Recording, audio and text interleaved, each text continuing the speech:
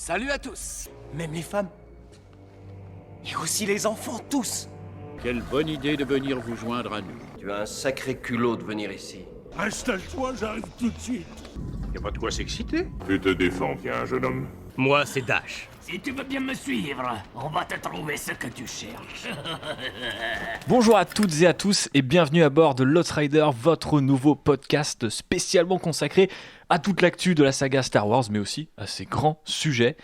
Aujourd'hui, je suis très content, moi, Thibaut, Elias République, pour les intimes, de vous retrouver en ce 4 mai, en ce May the Force, en ce Star Wars Day, pardon. Appelez-le comme vous voulez, en tout cas, c'est un jour saint pour nous. Et en ce jour saint, on va parler d'un sujet autrement plus impie, autrement plus hérétique, puisqu'il s'agit de Star Wars Les Derniers Jedi, hein, le 8e Star Wars que tout le monde déteste. En tout cas, tout le monde le déteste à cette table, comme vous allez le voir. Je plaisante, bien entendu, mais c'est quand même une mission un petit peu périlleuse qui est la nôtre aujourd'hui, et donc pour la réaliser, je ne serai pas seul. J'ai avec moi les meilleurs contrebandiers de cette putain de galaxie, et notamment Alex Lecoq. Bonsoir. Ça va, Alex ? Bah ma foi oui, ça fait plaisir d'être de retour à l'audio. Ok. Content d'être à bord de Lost Rider avec un petit verre de rougeau spatial. Forcément, on est un peu downgradé du coup, mais c'est un bon downgrade, ça fait plaisir. Ok. On a aussi Jay. Salut. Ça va, Jay ? Ouais, ça faisait longtemps. Ouais, ça fait plaisir d'être là. Ça fait plaisir cette petite introduction des personnes autour de la table façon une galaxie qu'on connaît. Ah oui, non mais il y aura beaucoup de storytelling dans ce podcast, préparez-vous, voilà. Il y a également Manu. Oh pardon, je t'ai coupé. Ah non, je vais dire une ânnerie. Comme vas-y. ça pour détendre. J'ai voulu casser mon intro en fait. Ouais, non, mais je vais dire un truc tout simple. Je suis très content d'être à bord de Lost Rider. Ah, ça me fait plaisir. Ouais, non, c'est cool. Mes oreilles, elles sont, tu vois, comme, j'allais dire illuminées, mais ça n'a rien à voir. Manu. Eh bien, salut. Salut, Manu. Cher Dash. Ça va ? Ça va et toi ? Ouais, est-ce qu'il faut pas que je reprenne un autre pseudo, quoi ? C'est ça la peut-être. question. Attention, la schizophrénie ambiante là. Ah oui. Parce que moi je vais être un personnage Star Wars. La République est morte. Et on part en jeu de Bah rôle. voilà. Effectivement. Bah ouais, on pourra faire ça. On pourra peut-être un jour faire une partie de jeu de rôle Star Wars en direct avec notre ami Jean-Baptiste qui est alors non seulement un spécialiste du jeu de rôle, donc ça tombe bien, mais aussi en quelque sorte le Chewie de ce podcast, parce que c'est-à-dire pendant que nous on essaye de décoller tranquillement, interrompu par Jay bien entendu, hein, comme à son habitude, JB est aux manettes en train de bidouiller des trucs dont on ne connaît pas trop l'utilité. Moi non plus, je te rassure, je touche des boutons, je sais pas ce Ah qui ouais, se donc passe. t'es vraiment comme Chewie. Voilà. D'ailleurs, j'ai une question pour ça. Oui. Parce que si Anne il a son Chewie, est-ce que Dash Rendar il a quelqu'un ? Eh bien non. Voilà, donc je n'ai pas de nouveau surnom alors. Bah va falloir trouver. Ou Ou alors va rester falloir Chewie. se repencher un peu plus sur l'univers, l'ancien univers étendu, que j'ai manqué le Wookiee chip de Dash Rendar, mais il me semble que non. Chiwu. Il est blanc. Bref, est-ce qu'on passe au sujet mais je pensais du jour. Oui ? Non ? Ouais, carrément. Ouais. Peut-être ? Ouais, je suis chaud là. Alors, bon, vous l'aurez compris, Lançons-nous. on va parler du coup, comme je le disais, de Star Wars Les Derniers Jedi, mais avec un recul de 6 mois, donc 6 mois plus tard. Qu'est-ce qui a changé ? C'est un peu toute la question, et puis on va s'appuyer pour y répondre à cette fameuse question sur les bonus de la galette, du laserdisc, du Blu-ray, du DVD, de la VHS de Star Wars Les Derniers Jedi, qui contient un maximum de petits suppléments qu'on va un petit peu analyser au gré de la discussion. C'est parti. Ça redémarre. Faites préparer une navette. Je vous parle des modèles de combat Corelli à double rayon. Leader rouge au rapport. Leader gris au rapport. Leader vert au rapport. Nos chasseurs sont au complet. Volet de fermeture en position d'attaque. Je ne sais pas, moi. Vol l'air décontracté. J'aime l'eau. Ça, c'est intéressant. Je n'aime pas le sable. Ce n'est pas parce que tu parles que tu es intelligent. Et c'est de là contre l'assiette. Ne vous inquiétez pas, j'ai tout organisé. Oh. Donc avant toute chose, messieurs, je vous propose de rappeler quel était votre sentiment à la sortie de Star Wars Les Derniers Jedi le 13 décembre dernier, pour que nos auditeurs, qu'ils vous connaissent ou non, puissent peut-être un petit peu situer l'éventuelle progression de votre pensée 6 mois plus tard, ou peut-être 5 mois plus tard, si on est comme Manu et qu'on a compté exactement le nombre de jours qui nous séparent de la sortie du film au cinéma et en vidéo. Et on va commencer par Jay, qui a l'air très pressé. Oui, non, je ne suis pas pressé. Je vais dire, Manu, t'avais encore rien dit, le pauvre. Comme tu y vas. Mais tu es Dash Rendar, alors on accepte. À la sortie du film, j'étais assez exalté par l'épopée que je venais de voir. Conscient aussi C'est beau ce que tu dis. Conscient aussi de la transition. enfin de la cassure ou de la rupture, comme vous voulez, entre le 7 et le 8, quoi. Et après, je suis pas du tout véhément vers Rian Johnson par rapport à ce qu'il a changé, même ce que j'aime moins. Parce que je l'ai encore plus compris à travers les bonus, dont on va beaucoup parler après, qu'il avait une vision qui s'y est tenue et que chapeau l'artiste, même si effectivement je pourrais critiquer des choses en tant que fan, mais quand même exalté en sortie de salle, quoi. Ok. Alex, toi qui l'as vu 2 jours avant Le Monde. Tout à fait, ouais, oui, on en avait parlé Avant la lors d'un planète France. podcast. Mais du coup, c'est vrai que j'étais excité à la sortie de ce film. Je m'étais pas trop exprimé depuis mon premier visionnage où j'étais complètement gaze. Depuis, j'avais trouvé... Il y a quelques passages du film que je trouve un peu longués, on en reparlera sûrement, mais notamment cet arc entre Rose et Finn que je trouve un peu raté. Et en revoyant en plus des scènes coupées, on va faire un peu le parallèle direct, tu vois, pour montrer vers où on va aller. Mais ouais, il y a des scènes coupées qui montrent que le personnage de Finn était vachement plus développé et tout, et que je trouve ça encore plus dommage. Mais globalement, je trouve ce film me parle beaucoup. J'ai l'impression que Rian Johnson, il a la même vision de Star Wars que moi et tout. Il y a plein de thèmes sur lesquels dont on a parlé sur un podcast Clone Wars notamment, je trouve, sur lequel il a rebondi et tout. Et je me sens totalement j'étais totalement ligne droite avec sa pensée, quoi, et sa façon de dynamiser et tout. La licence, je trouve ça intéressant, d'autant plus que je me faisais la réflexion pas plus tard que quand je regardais encore le film et les bonus, que du coup je sais pas comment va être Star Wars 9, et je trouve que c'est ça qui est encore mieux, quoi. C'est que plein de portes sont ouvertes, et du coup c'est franchement excitant pour la saga, parce que c'est vrai que là, par exemple, moi à titre personnel, solo, tu vois, je suis pas trop excité.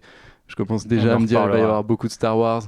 Il y a la série qui arrive et tout, tu vois. Et là, le fait qu'il réussisse à rallumer cette petite flamme, c'est ce qu'il essaie de faire dans tout le film. Rallumer la flamme de la rébellion, mais rallumer la flamme de mon amour pour Star Wars qui commençait à s'attiser un petit peu. Vous l'aurez compris, le niveau rhétorique est hyper élevé. Manu, est-ce que tu veux relever le niveau encore un peu plus haut ? Ça va être difficile. Ouais, je sais. Mais en résumé, moi j'étais super content. J'avais trouvé le film m'avait surpris. J'étais très content d'être surpris du coup, parce que c'est quelque chose qui arrive de moins en moins, surtout quand on amasse des trailers avant la sortie. Et je l'avais trouvé audacieux, et j'étais super heureux de voir qu'il y avait un parti pris dans le film, l'envie de casser des codes et de changer de changer le statu quo, tout en restant fidèle à ce qu'est Star Wars dans son lore et dans son esprit, j'ai envie de dire. En sortie de film, on en discutait, et du coup, je me suis rendu compte que les gens autour de cette table partageaient mon avis, mais qu'il avait fortement clivé les gens dès le premier visionnage. Et rien que pour ça, je pense que le film est réussi. Et voilà, on en reparlera tout à l'heure. Mon avis a évolué depuis, mais pas forcément dans le mauvais sens. Donc voilà, super content en tout cas. Ok, Chewie, JB, est-ce que tu t'inscriras en faux ou non ? Je vais apporter un petit peu de nuance à cette table, parce que moi aussi j'avais bien aimé le film à la sortie. Et je ne l'ai pas encore revu. Je l'ai vu 2 fois au ciné, je l'ai même plus apprécié la 2e fois que la première. J'ai pas encore vu les bonus, j'ai pas eu le temps en fait de mater tout ça, mais je trouve que je me souviens de ton SMS à la sortie de la 2e séance pour me dire que c'était bien. Ouais.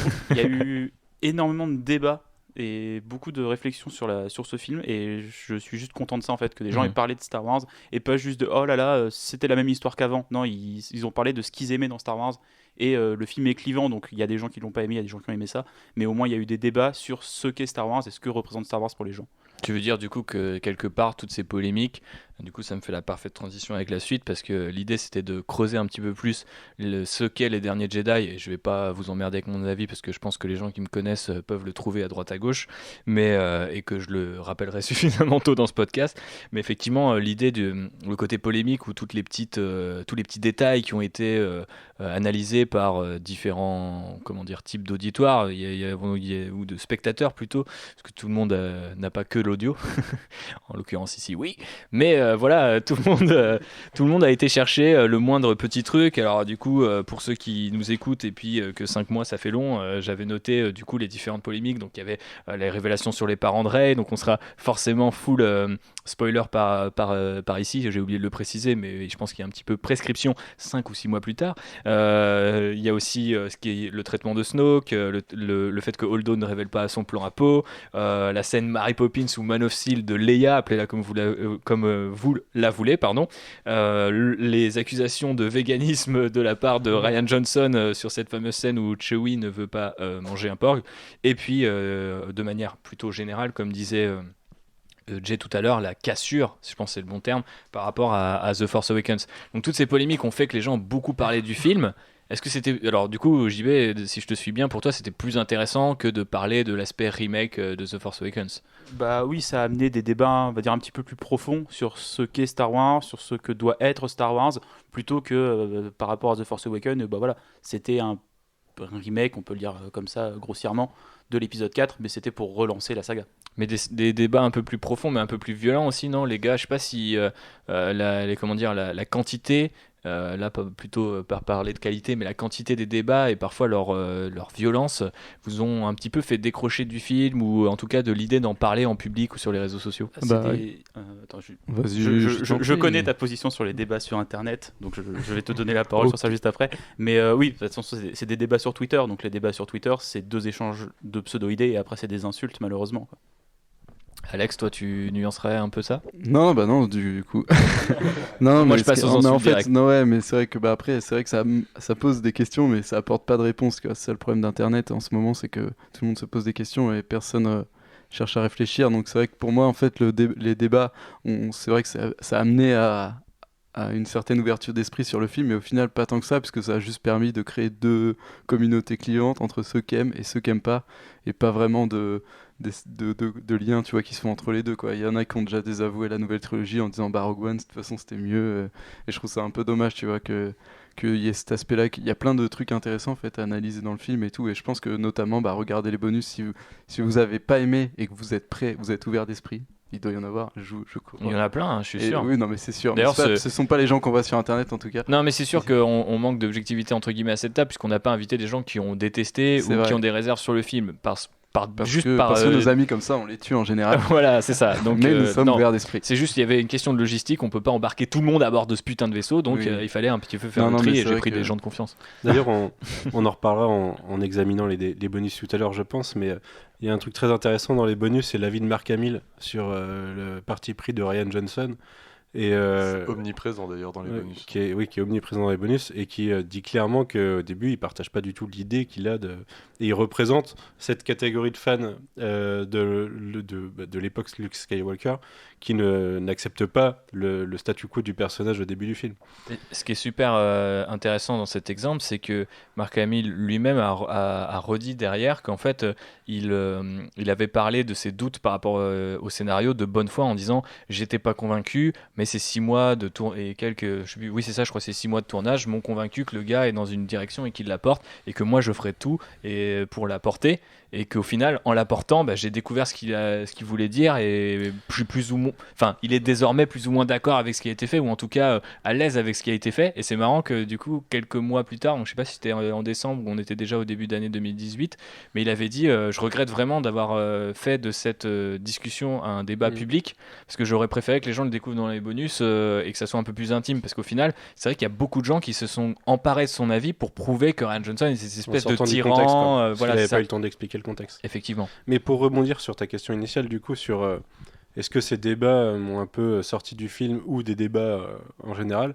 oui, alors pas du film mais de l'envie d'en parler avec les gens, ça m'en a très vite sorti, parce que le peu de fois où j'ai réussi à en discuter avec des collègues par exemple, dont beaucoup n'ont pas aimé, je comprenais leur point de vue, tu vois, je l'acceptais, mais je me suis rapidement rendu compte que la plupart des gens n'ont pas envie de débattre et n'ont pas envie d'être convaincus en fait. T'as beau expliquer la vision de Rian Johnson, pourquoi il a fait ça, en quoi c'est pas forcément incohérent avec telle chose. Non, les gens, ils sont... des fois, j'ai l'impression, en plus, c'est la triste réalité de 2018, et ça, je pense qu'on est pas mal à le partager autour de notre table. J'ai l'impression qu'il y a des gens, leur avis, il est juste sorti d'un article qui leur a dit de penser comme ça, tu vois. Et réfléchir c'est particulièrement vrai essayer de creuser ça sur ce film-là, mais c'est comme Ready Player One, tu vois. Aussi. Ready Player One, je l'ai toujours pas vu et j'ai plus envie, parce que j'ai envie de le voir dans plusieurs mois, quand je serai sorti de ce débat, et que je pourrai le voir de moi-même dans des conditions qui me vont. Mais ouais, l'absence de débat m'a sorti de la discussion, quoi. Mais du coup, il y a aussi, ça se trouve, des gens qui nous écoutent et qui ont peut-être découvert le film, il y a quelques jours ou quelques semaines, justement, parce qu'ils étaient dans le... Ouais, voilà, je pense tant mieux pour eux, parce qu'ils étaient dans le... C'est pas la minorité visible, clairement, non. Des débats, parce que moi, je trouve justement que, particulièrement sur ce film, je sais pas si ça vient de l'agenda écrasant de Star Wars là, cette année, enfin, entre ces peu de mois qui séparent du coup Star Wars 8 de Solo, mais j'ai l'impression que le débat, qui pourtant a été effectivement très clivé, comme on parle depuis tout à l'heure, mais qui est retombé comme un soufflet, quoi. C'est-à-dire qu'il y a un moment où j'ai l'impression que les gens se disent on va pas se battre sur Star Wars finalement, puisque ça arrive tous les ans. Et du coup, pourquoi on va s'y mettre? Comme les films Marvel, ce qu'ils ont fait à un moment, c'est que les gens ont commencé à accepter presque tacitement les films Marvel dans l'industrie. C'est ouais, tout le monde va les voir. Alors on va pas se clasher, quoi. Ça va pas servir à grand chose longtemps. J'ai l'impression que c'est ça qui s'est passé sur Star Wars 8, qui pourtant, effectivement, comme vous disiez tout à l'heure, comme disait JB, surtout vraiment très intéressant au niveau de ce qu'il a suscité. Et pour autant, aujourd'hui, je te rejoins du coup sur le courage de faire un truc 5-6 mois après. De Star Wars 8 parce que j'ai l'impression que ça n'intéresse déjà plus les gens. Enfin, plus beaucoup. T'as vu, c'est un vrai défi pour ce premier podcast. Bah ouais, mais non, on est comme ça. On est comme ça, on fait pas les choses simplement. À bord de l'Outrider. Oh, j'adore quand tu dis ça. Mais c'est marrant ce que tu dis parce que est-ce qu'au final, il n'y a pas aussi une... comment dire, le contrat tacite, c'est pas aussi que chaque Star Wars va être plus ou moins différent. Enfin, moi, c'est-à-dire que j'ai moins aimé par exemple Rogue One que The Force Awakens ou le dernier Jedi. Ouais, non, mais tu vois ce que je veux dire, c'est que, et là encore Solo, bon, ça serait une proposition encore plus différente avec Lord of Miller, mais même avec Ron Howard, j'ai l'impression que c'est pas exactement le Star Wars qu'on nous a servi les 3 dernières années. Donc, j'ai pas envie de voir un Star Wars tous les 6 mois, ou 2 par an, très clairement, c'est vraiment pas dans mon intérêt de fan, je pense, ni de cinéphile, mais je me dis que, bah voilà, en décembre, je peux aimer un film Star Wars, et dans 6 mois, je peux juste trouver correct un film Star Wars pendant que d'autres vont l'adorer. Et finalement, c'est peut-être ça le roulement qu'ils ont. Tu vois, plutôt que de partir vers une formule toute faite, un petit peu comme celle de Marvel Studios, qui va de temps en temps s'hybrider à d'autres trucs, là, de dire on s'hybride tout le temps. Et donc, des fois, il y aura entre guillemets des ratés ou des choses qui seront très clivants, quoi. Je sais pas si au final, c'est pas une bonne nouvelle que chaque film fasse beaucoup de bruit autour de sa sortie, quoi. Mais en plus, j'ai l'impression que, par rapport à ce que tu dis, que ce qu'a réussi Disney avec Star Wars et pas avec Marvel, c'est de réussir à justement laisser cette liberté de ton et à trouver sa formule dans autre chose, dans le fait que tous les films, tu vas voir le nouveau droïde, la nouvelle créature qui va te faire kiffer, tu vois, qui va vendre des toys et participer à tout ce côté mercantile totalement assumé. Mais à côté, ils vont laisser une certaine liberté, ouais, faut insister là-dessus. Liberté aux créateurs et à la direction qu'ils peuvent avoir envie de prendre. Je trouve qu'il y a une confiance qui est donnée à J.J. Abrams et Rian Johnson qui est pas la même qu'aux réalisateurs Marvel. C'est ça qu'il faut dire, c'est qu'il laisse pas une certaine confiance, c'est qu'il laisse une confiance à certaines personnes. C'est plus la façon de dire. C'est-à-dire que si t'es dans le giron, parce que on reviendra sur le documentaire The Director and the Jedi. Tu vois que Lucasfilm est amoureux de Rian Johnson et qu'il a tout pouvoir sur eux en fait et qu'il a gagné le combat, la négociation. Dès qu'il accepte, en fait, il est la personne qui est en situation de force en fait. Et on reviendra là-dessus. Mais avant, Alex Lecoq, donne-nous ton avis. Je veux dire que ironiquement, en plus le gros débat, tu vois, finalement, alors qu'on a eu des débats sur Rogue One, mais qui étaient plus finalement techniques entre guillemets, puisque ça concernait les reshoots et tout. Là, on a eu des gros débats sur les thématiques, sur le film dans sa globalité, sur un des films de la ligne entre guillemets classique, en fait, qui devait continuer l'arc des Skywalker. Là où ils avaient dit qu'ils testeraient des trucs sur les spin-offs en fait, et je pense qu'ils ont Rian Johnson, pour le coup c'est Rian Johnson pardon pour le coup c'était vraiment j'ai eu 7 secondes de perte, c'était un choix vraiment audacieux, et même Kathleen Kennedy et tout ont été surpris, tu vois, de son travail, et je pense que finalement avoir un personnage comme ça pour casser les codes de la ligne classique de Star Wars, je trouve ça limite plus intéressant que finalement dire on va faire des spin-offs pour s'amuser. Ouais, clairement, je pense qu'il y a aussi une logique de contexte. Le mec arrive et au final ça renverse un peu leur stratégie, ils font l'inverse de ce qu'ils avaient. C'est pour ça aussi qu'il y a eu des débats de ouf, parce que en vrai Star Wars 7 c'était tu te mettais dans tes pantoufles, même si J.J. Abrams il tentait plein de il amenait une nouvelle ère, donc forcément t'avais plein de trucs nouveaux, c'était quand même ce côté miroir faisait que t'étais à la maison quoi.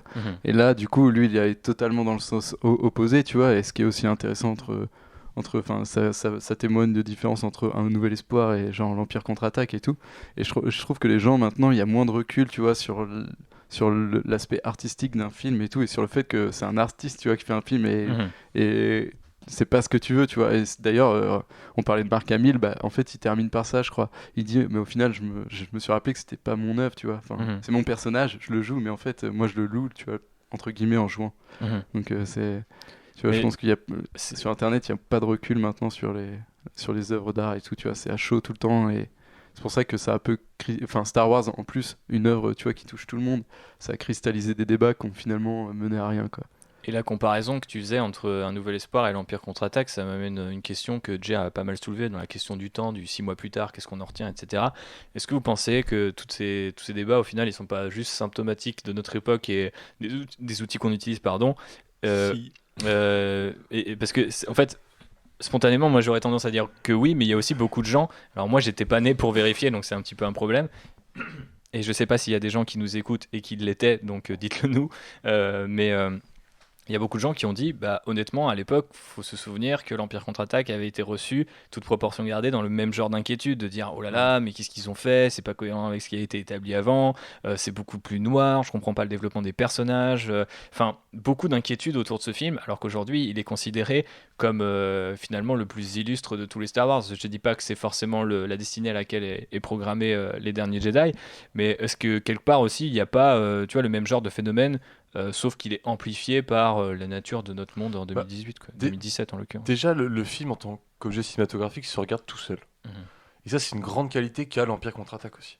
Qui fait qu'en fait, il explique tellement bien et tellement facilement les choses au départ et qui t'emmène vers une fin que tu peux comprendre. Enfin, tu comprends la suite sans... À l'époque, les mecs ne savaient pas ce qui allait se passer sur Andorre, tout ça. Pour autant, ils comprenaient exactement la destinée de la trilogie qu'ils étaient en train de mater, rien qu'avec un seul film. On parle d'un film au milieu d'une trilogie, tu vois. Et je trouve que... C'est pas le cas là aussi ? Les derniers Jedi, si, justement, c'est un peu le cas. Alors, moins, je trouve. Moins, je suis d'accord avec Manu. Moins, mais... La suite est moins en ligne de mire, quoi. Quand tu aperçois les personnages pour la première fois, t'as pas besoin de beaucoup. Le film d'Abrams, de toute façon, ne dit pas beaucoup. Donc, quand tu les retrouves là dans les derniers Jedi, bah, t'as une héroïne en quête de savoir auprès d'un maître. T'as des mecs de la résistance, voilà, bon, ça suffit que t'aies une moindre connaissance de Star Wars, t'es identifié direct. Et quand le film se termine, c'est pareil, tu vogues vers une idéologie possible, mais t'as pas besoin d'avoir les éléments d'après pour être exalté par la fin, tu vois ce que je veux dire ? Tu termines pas en cliffhanger de série, quoi. Non, c'est ça. Moi, je sais que la fin et la fameuse bague sur le doigt du gamin, je trouve que c'est une image hyper forte, quoi. C'est une image hyper forte qui marquera, je pense, la trilogie, peu importe ce que Abrams choisit de faire. Même la saga, moi je trouve en fait. Ouais, il est charnière comme ça, il est cohérent tout seul. Je trouve que ça le rapproche assez, effectivement, et que les gens devraient, effectivement, pour revenir à ce qu'on disait tout à l'heure, devraient peut-être un peu prendre du recul sur leurs avis à chaud, parce que, effectivement, pas crier au désastre artistique sur les derniers Jedi, il faut oui, toute proportion gardée. C'est bien de garder un petit peu de mesure. Et pour ce qui est de prendre du recul, et ben peut-être que les bonus pourraient aider les plus sceptiques ou les plus déçus d'entre vous. Alors du coup, je voulais faire un petit débrief de ce qu'on avait à se mettre sous la dent sur la galette. Et puis après, messieurs, si vous voulez un petit peu dire un mot de ce qui vous a marqué ou non. Du coup... il y a une espèce de gros documentaire sur plusieurs scènes du film. En fait, c'est un peu les grosses scènes, celles qui coûtent beaucoup d'argent en effets spéciaux et en décor. Donc, la scène de bataille spatiale qui ouvre le film, il me semble qu'il y a la bataille de Crate aussi, etc. Le casino de Canto Bight, bien sûr. Il y a une featurette sur Snoke, une autre featurette sur la vision de la Force. Donc là, je pense que ça concerne peut-être un peu plus Alex, connaissance et sensibilité par rapport à la saga. Enfin, moi, j'ai trouvé super intéressant et je crois que ça s'appelle d'ailleurs La Force n'est pas un super pouvoir. Je crois que c'est ça le terme du documentaire, qui est super chouette. Il y a forcément les scènes coupées dont on reparlera un peu plus tard, messieurs, parce que c'est vraiment à part. Et le fameux making-of déguisé qui est The Director and the Jedi, donc un documentaire réalisé par Anthony Wonky qui revient sur toute la production, donc pré et post inclus de... Pas post. Pas post ? C'est pré et tournage. Ah ouais, c'est vrai que ça s'arrête à la fin du tournage, il n'y a pas de truc sur les effets spéciaux. J'étais un petit peu déçu. Oui, moi aussi, mais du coup, le truc par lequel j'ai commencé avec les différentes batailles qui sont un peu plus sur la partie technique et effets spéciaux. C'est pour ça qu'ils sont équilibrés comme ça, les bonus, effectivement. Voilà, il y a un équilibre, c'est important par rapport à ce film. Du coup, messieurs, est-ce qu'il y a des choses qui vous ont marqué ? Quelle featurette ? Quel moment dans une featurette ? On n'est pas obligé de les passer tout en revue, mais allez-y. Moi, tirez-moi dessus. Le making-of principal, The Director and the Jedi m'a beaucoup marqué. Je le trouve Hyper par le gros morceau du coup. Ouais, allons-y. Ouais. Ok. Je le trouve super bien mené. En fait, je trouve que il réussit à montrer le caractère intimiste de la production de Rian Johnson au milieu d'un truc gigantesque, quoi. Et du coup, son rapport à ça, tout en gardant une façon de travailler qui est un petit groupe de 3 personnes super intime, quoi. Et du coup, il est monté, enfin, il est tourné au fur et à mesure de la production, ce qui est très intéressant, plutôt qu'une featurette posteriori où tu as des mecs assis sur une chaise et qui parlent de comment ça s'est passé, quoi. Là, ils sont assis sur une chaise, mais ils parlent au jour le jour de ce qui se passe. Et ouais, j'ai trouvé super beau. Et il aborde plein de thèmes. On va peut-être les décliner après. Mais ouais, je trouve que c'est le gros bonus du truc, quoi. Alex, Jay, vous en avez pensé quoi? Effectivement, ouais, moi aussi, déjà super bien réalisé et tout. C'est vrai que moi qui suis gros mangeur de bonus, du coup j'avais bouffé aussi celui du 7, mais c'était plus global, tu vois, sur la production. On avait plus des avis qu'on prenait par-ci par-là. Là c'est focus sur Rian Johnson. Et surtout, si je dis pas de bêtises, le making-of était arrivé avec la deuxième version du Blu-ray où il y avait la version 3D, alors que là il y a tout. C'est possible, j'avais acheté la version 3D. Et du coup c'était assez long pour avoir le making-of, parce qu'ils avaient même du coup on sait qu'il y aura pas de making-of maintenant aussi écrit sur les bouquins, donc effectivement. Enfin sur les bouquins, sur la production, pardon. Mais c'est vrai que du coup ça fait une nouvelle approche, tu vois, de se focaliser sur Rian Johnson, et en même temps je trouve que c'est un moyen aussi de légitimer. C'est une réponse pour moi à ceux qui ont détesté The Last Jedi. C'est une réponse en avance, quoi. Ouais, c'est pour ça que si vous avez pas aimé le film et que vous aimez quand même Star Wars, ou que vous êtes quand même un peu curieux, déjà j'imagine que si vous écoutez ce podcast vous êtes curieux, donc allez regarder ça, parce que ça peut vous convaincre. Et même si tu vois si on n'aime pas un film, on n'aime pas un film, tu vois. Des justifications ne permettent pas forcément de faire évoluer son avis sur une finalité, mais ça permet au moins de comprendre, tu vois, des choix qu'il fait et tout. Et je trouve que Rian Johnson, son personnage et tout est assez marrant. On voit bien que c'est un petit peu le petit gamin qui a besoin d'être tout seul et qui panique tout de suite. C'est Ram Bergman, c'est ça? Ram Bergman, qui est avec lui, du coup, que tu avais pu voir. Le producteur de tous ses films, d'ailleurs. Ouais, c'est ça, et que tu avais pu voir il y a quelques mois, du coup, et qui est tout le temps avec lui, en fait, et qui nous explique, lui, c'est bien parce qu'il t'explique aussi du côté de la production comment ça se passe, mais en même temps, son amitié avec Rian Johnson, parce que, ouais, la réaction des thunes. Il essaie de le laisser en dehors de ça. Ouais, et où il nous explique l'étude, voilà, quoi, c'est évidemment. C'est 67 décors en 100 jours de tournage, je crois qu'il y a il y en a comme plus ça. C'est 114, un truc comme ça. Il y en a plus que 2 jours de tournage. Il y a 2 décors par jour de tournage. Comme ça, d'accord. 7 jours de tournage. Il me semblait que c'est 100 jours de tournage, et il y a 100 et quelques, il y a plus de 100 décors, en fait. D'accord, ok. Et du coup, oui, tu vois que le mec tu vois que la production est incroyable, ça permet aussi de remettre, tu vois, relativiser ce que c'est de réaliser un Star Wars et tout, et clairement, faut être un réalisateur avec de grosses épaules, quoi, parce que quand on voit, rien que ce qu'on vous dit, il y a 100 jours de tournage, ils ont plusieurs pays, il y a plus de 100 décors, du coup, donc ça veut dire qu'il y a des décors, faut tourner plusieurs fois la même journée et tout, sachant que ça prend du temps, forcément, que les mecs construisent, faut que tout marche et tout, c'est assez incroyable. Si vous n'avez pas l'habitude de voir des décors comme ça, un film comme Star Wars, c'est assez fou, surtout que des fois ils font plein de tests pour être sûr et tout, donc ça veut dire construire un truc, les péter, les reconstruire, et du coup on voit la post-production, on voit tout ce qui est, il y a beaucoup d'animatronics et tout, c'est vraiment gourmand en images, et pour le coup c'est une introspection dans la tête de Rian Johnson, pas dans sa tête, mais dans son univers en tout cas, et franchement c'est généreux, quoi, ça fait plaisir. On voit que Kathleen Kennedy l'aime beaucoup, quoi. Et en même temps, c'est un personnage qui se prête bien à l'exercice, là où un Abrams maîtrise déjà tellement sa com qu'il aurait peut-être tendance à être sur la retenue, là où tu vas avoir Johnson en train de rigoler, ou d'être... J'aime bien cet écart qui montre entre le moment où il est convaincu et le moment où au départ il est pas convaincu, et qu'il est très poli et qu'il ose pas dire c'est de la merde, mais tu l'imagines à l'intérieur, genre mon Dieu, qu'est-ce que c'est que ça, et ça me faisait beaucoup rire. Jay, t'as kiffé aussi ce documentaire? Ouais, je vais me faire un petit peu l'avocat du diable, parce qu'effectivement j'ai bien aimé. Après, ce qui se passe aussi, c'est que Star Wars, on peut constater dans ce reportage le contrôle despotique de Disney, sur nos esprits, carrément, j'ai pas peur de le dire. C'est-à-dire qu'on voit, un making-of, déjà, qui choisit exactement quelles phases il veut montrer, quelles phases il veut pas montrer, parce qu'il n'y a pas la post-production. Bref, on voit pas non plus tout le travail de Rian Johnson, qui n'arrête pas à longueur de temps d'excuser le cinéma de pas avoir le temps qu'il veut pour faire ce qu'il veut avec le budget qu'il veut, même sur un Star Wars. Bon, c'est quand même bien dit, je dis ça un peu brutalement, mais c'est beau à l'intérieur, et c'est cool de voir ces explications-là.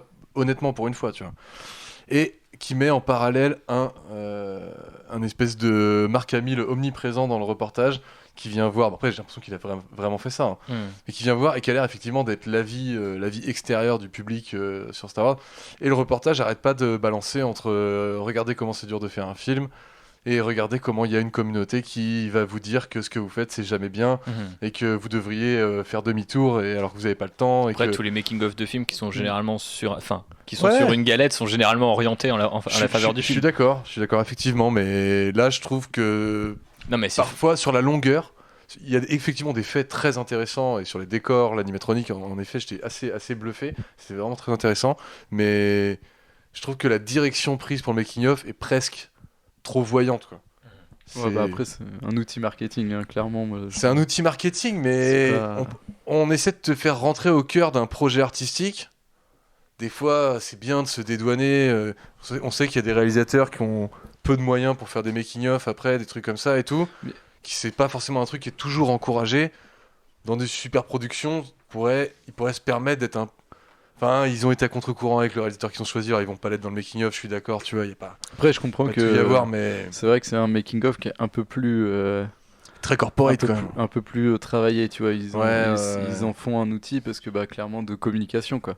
Mais en même temps, ça permet d'en apprendre... Moi, ce que j'aime beaucoup, c'est que Rian Johnson, ils le font passer pour un mec super sympa pendant tout le reportage, très stressé, alors que on oublie une fois de temps en temps, il a une vision claire, quand même. Ce qui veut dire que si le mec, tu fais pas ce qu'il veut...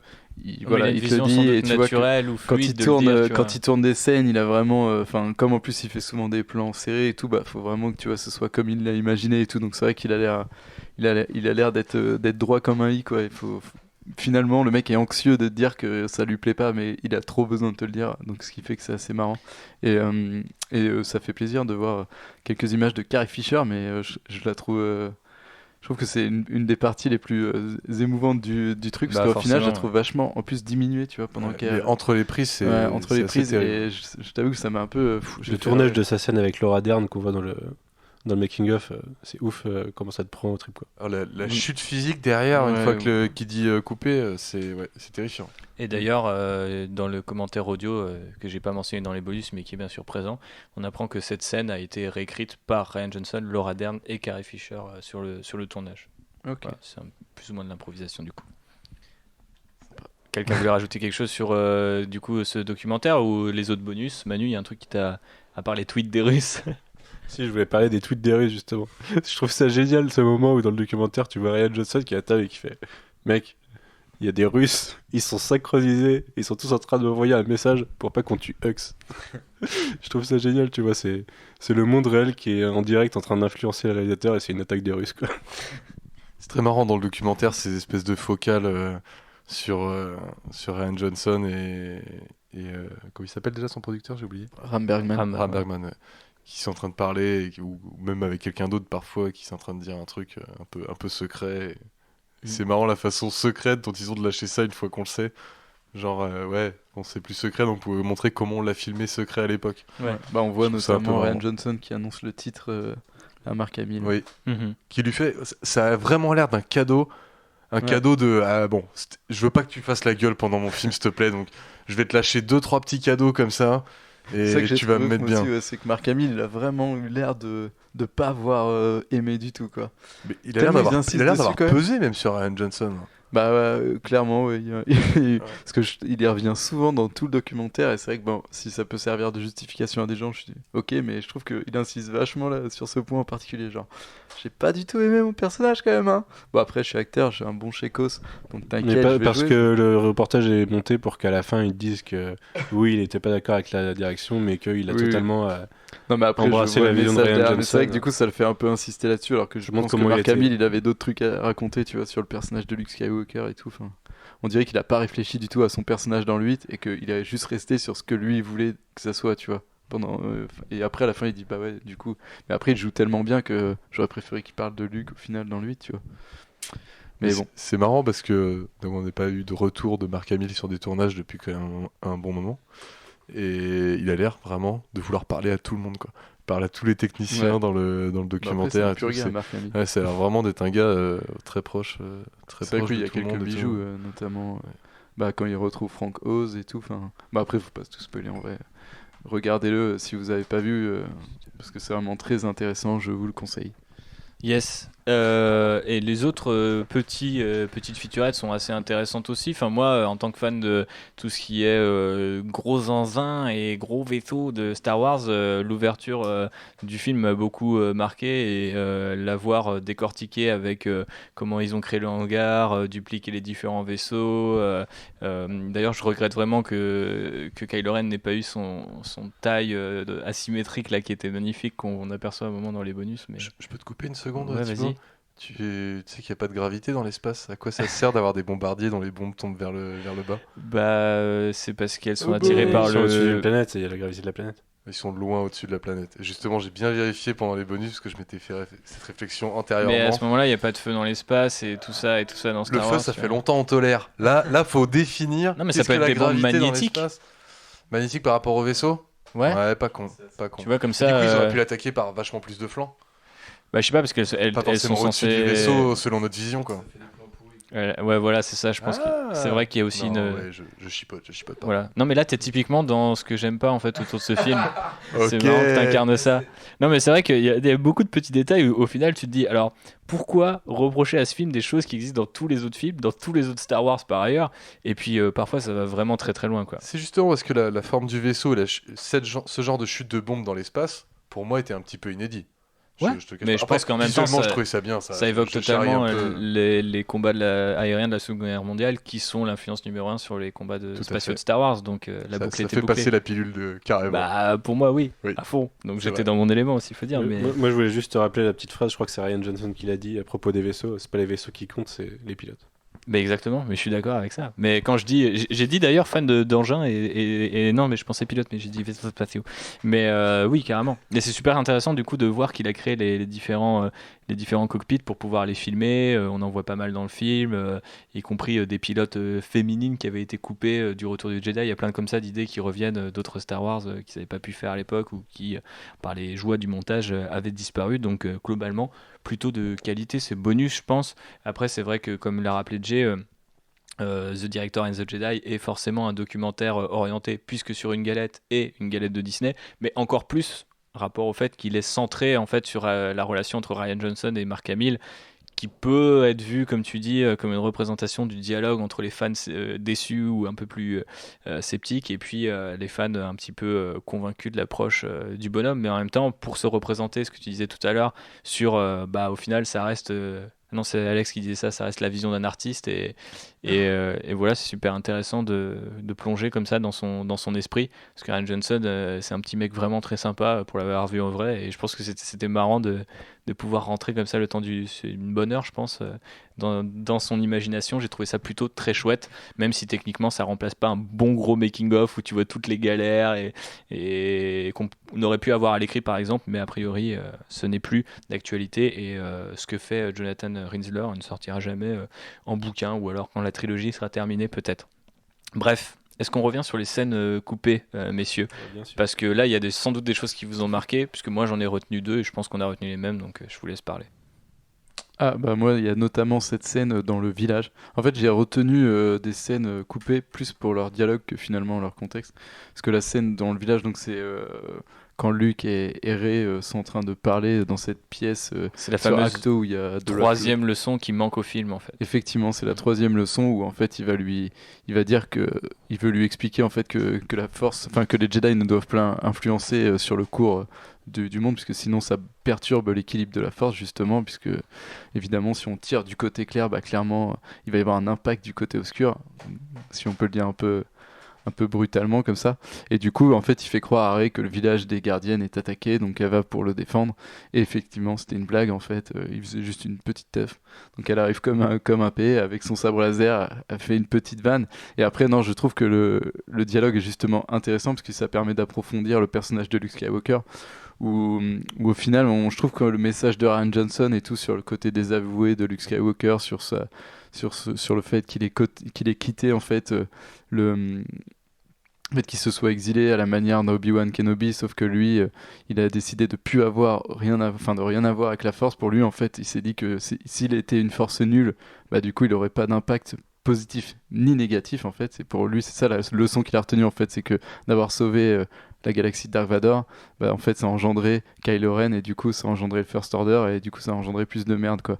Et c'est vrai que je trouve que ça c'est pas assez appuyé dans le film et c'est bien dommage qu'on n'ait pas ce côté, on le voit plus renier la religion entre guillemets Jedi, c'est ce qu'il explique, mais on le voit pas aussi le poids en fait moral que ça a vraiment sur lui en fait. Je trouve que on voit vachement ce qu'il renie et en fait je trouve que ce qui manque dans le film et ce qu'il y a dans cette scène, c'est que c'est pas pour autant qu'il a perdu ses convictions, puisqu'il finit par dire à Rey, tu vois, t'es arrivé pour vérifier s'il y avait pas un danger et t'es pas une Jedi, donc j'ai pas à te former parce que t'aurais fait le bien même sans moi en fait.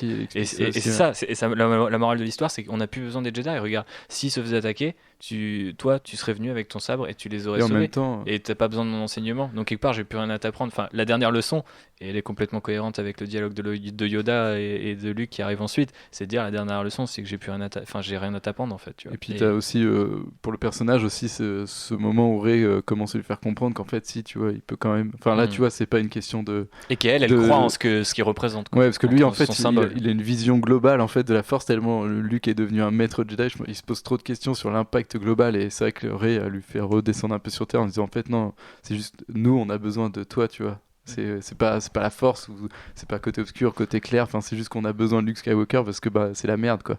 Et c'est vrai que c'est le côté aussi qui va le faire intervenir à la fin du film. Je pense que c'est vachement intéressant. En tout cas la scène est assez longue et tous les effets spéciaux étaient visiblement terminés, donc je pense à une scène qui a été coupée assez tardivement, comme l'est la scène avec Tom Hardy, qui est beaucoup plus longue du coup que j'imaginais, qui insiste aussi sur le côté un petit peu. Alors moi j'aime beaucoup cette espèce d'humour de situation où ils vont arriver, donc ils sont déguisés avec DJ Rose et BB-8 en poubelle, et du coup ils arrivent dans une salle où il y a 300 postes de commandement comme on en voyait un ou deux dans l'Étoile Noire, donc c'est vraiment toujours bigger, badder, débiler, first order, et du coup ils traversent cette pièce et c'est extrêmement long, donc ça te met une méga tension, et donc après t'as dans l'ascenseur, du coup ils ont échappé au mec qui les fliquait, mais l'ascenseur s'ouvre de l'autre côté, il y a des Stormtroopers qui rentrent, et l'un de ces Stormtroopers est Tom Hardy, et pour le coup on le reconnaissait d'emblée à la voix, ce qui était quand même assez génial.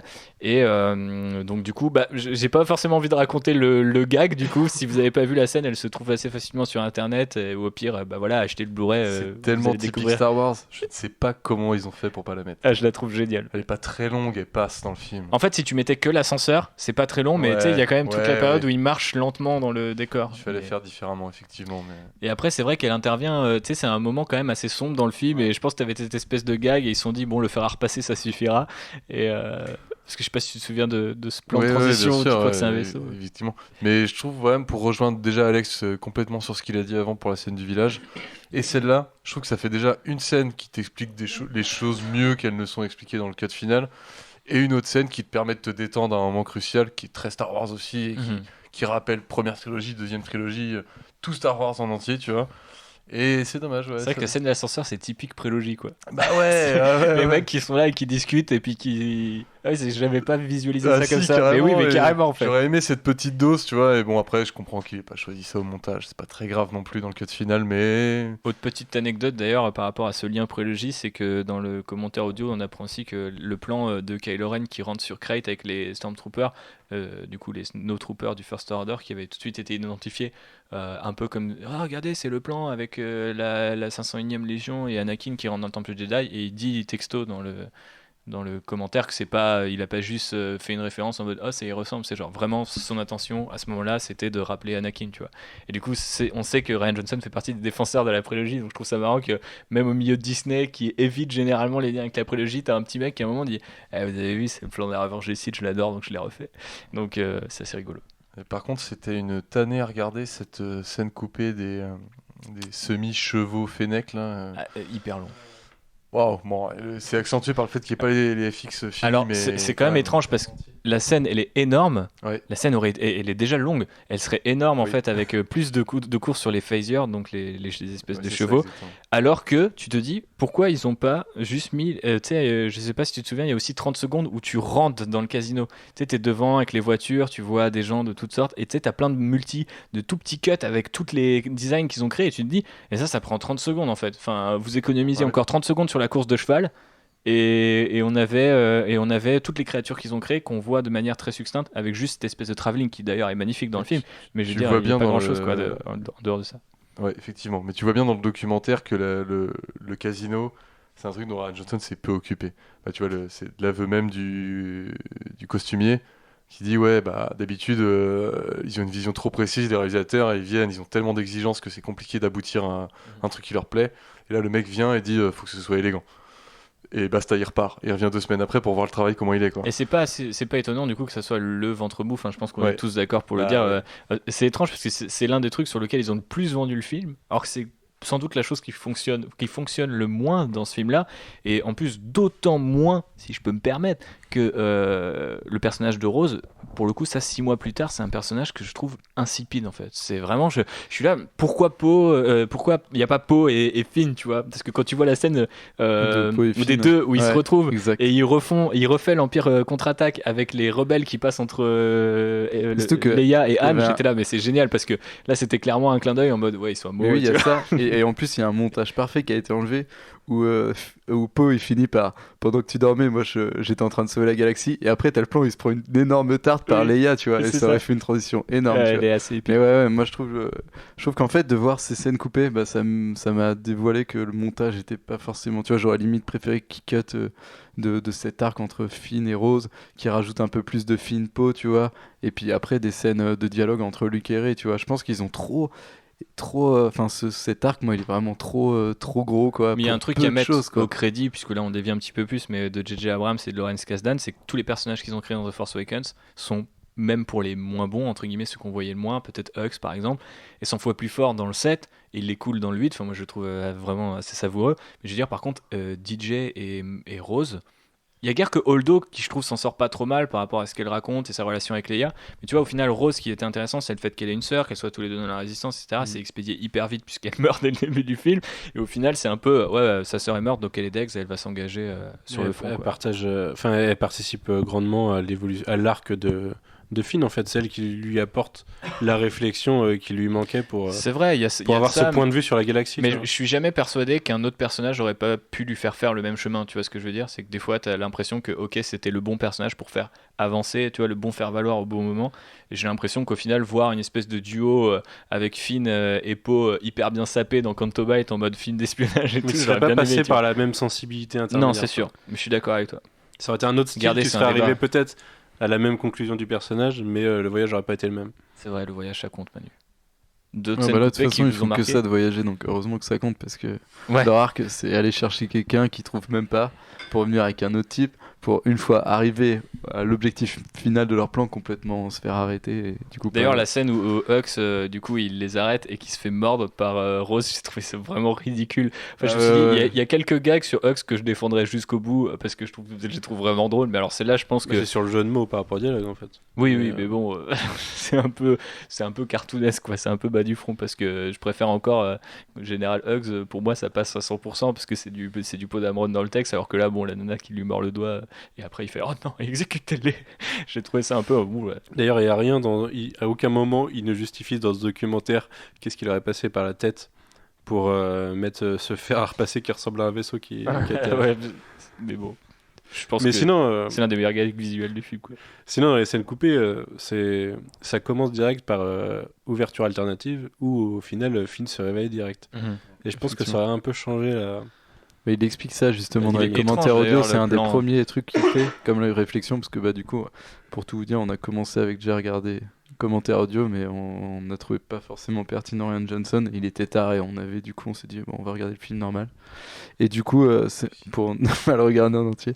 Mais du coup, c'est vrai que il explique ça en fait, qu'il voulait mettre, il avait 7 entrées comme dans le film, mais que le problème c'est que ça cassait directement l'enjeu, parce que tu voyais pas du coup que le First Order était au cul de l'Alliance Rebelle et tout, de la Résistance. Et du coup, c'est vrai que en plus ça commence par un gag, il se lève, il se réveille, il tombe tout de suite. Un gag que j'aime pas du tout en plus dans le film, même s'il est court, j'aime pas les gens. Bref. Et après, ça commence aussi par un nouveau truc en écho à Un Nouvel Espoir. Oui. C'est que tu vois un forceur de blocus rebelle, mais pas de derrière sur le côté, tu vois. Du coup, je me suis dit, au final. Qui est un reflet de son. Enfin, oui, C'est ça, c'est un peu étrange la transition. Bon, après, on sent que les effets spéciaux sont pas terminés, mais du coup, moi je trouvais que ça n'allait pas avec le film. Ouais, donc ça, c'est le 8 par J.J. Abrams, ou direct, c'est une référence à Un Nouvel Espoir tout de suite, tu vois. Mais au final, le 8 par Ryan Johnson, je préfère beaucoup plus cette espèce d'intro où on passe à travers les vaisseaux pour arriver au sol. Ouais, c'est vraiment très très chouette. Ça met tout de suite la pression en plus, surtout quand tu vois le Dreadnought apparaître dans le ciel de la planète. J'ai trouvé ça assez cool. Je crois qu'on a fait le tour sur les différentes scènes coupées après, il y a et des autres. Petites transitions par-ci par-là. Ouais, bah, il y a 14 scènes coupées, donc vous imaginez bien. C'est la scène coupée qui lui redonne sa veste. Ouais. Et du coup, où il explique qu'il ne sait pas coudre et c'est pour ça qu'il l'a agrafé. J'ai trouvé ça assez sympa. D'ailleurs, récemment, dans le dernier Podamron qui est sorti cette semaine, je crois, ou la semaine dernière, Podamron 26, il lui explique que la veste, en fait, il en a rien à foutre et qu'il l'aime pas du tout. C'est pour ça qu'il lui a laissé, en fait. Mais du coup, j'ai trouvé ça assez amusant parce qu'elle s'est coincée, en fait. Il raconte, parce que le numéro, c'est qu'il se retrouve après le 8, donc c'est effectivement le premier comics, la première œuvre Star Wars passée après le 8. Et en fait, il raconte ce qui se passe que t'as pas vu dans The Force Awakens, qui est un peu du foutage de gueule, mais t'as quand même un côté un peu marrant parce qu'il raconte à Finn et il fait non, t'inquiète, j'ai géré l'atterrissage, alors qu'en fait, tu vois que sa veste se coince dans le parachute et tout, et que du coup, il n'arrive pas à sortir. Enfin bref, des histoires folles. Tu sens le sarcasme. Folle. Ouais, bref, du coup, il y a plein aussi de petits morceaux comme ça et là, comme il y avait sur les scènes coupées The Force Awakens. Mais autant sur The Force Awakens, il n'y a aucune scène coupée. Je me suis dit, ok, il fallait absolument la mettre. Là, je me dis pas, il fallait absolument. Je me suis dit, ok, ça renseigne quand même quelque chose qui manque. Si la seule où j'ai quand même un petit peu de nostalgie et de sympathie pour cette scène, c'est quand Ben remontait dans le faucon en Kylo Ren, en fait, et que il prenait la pose de son père, et que tu avais un sentiment de, ok, ça s'approche, mais c'est dur pour lui, quoi. Il y a cette attache au vaisseau qui, moi, personnellement, me parle. Devinez pourquoi. Donc voilà pour les différents bonus. Et du coup, maintenant qu'on connaît un peu mieux votre avis, qu'on a exploré les polémiques, qu'on a exploré les bonus, messieurs, 6 mois plus tard, est-ce que votre avis a changé à force de parler en plus depuis quelques minutes en mission? Écoute, mon avis a pas trop changé parce que je trouve que le film, je vais dire un petit peu une ânerie, mais il me fait un feeling d'adulte sur le sentiment d'enfant que j'avais face à l'aventure des Ewoks. C'est-à-dire qu'en fait... Non, mais attends, je vais m'expliquer. Bresson. Je vais m'expliquer. Mais comme je te le disais tout à l'heure, je trouve qu'il a une unité assez intéressante, le film, et qu'on peut le mater vraiment en tant que tel.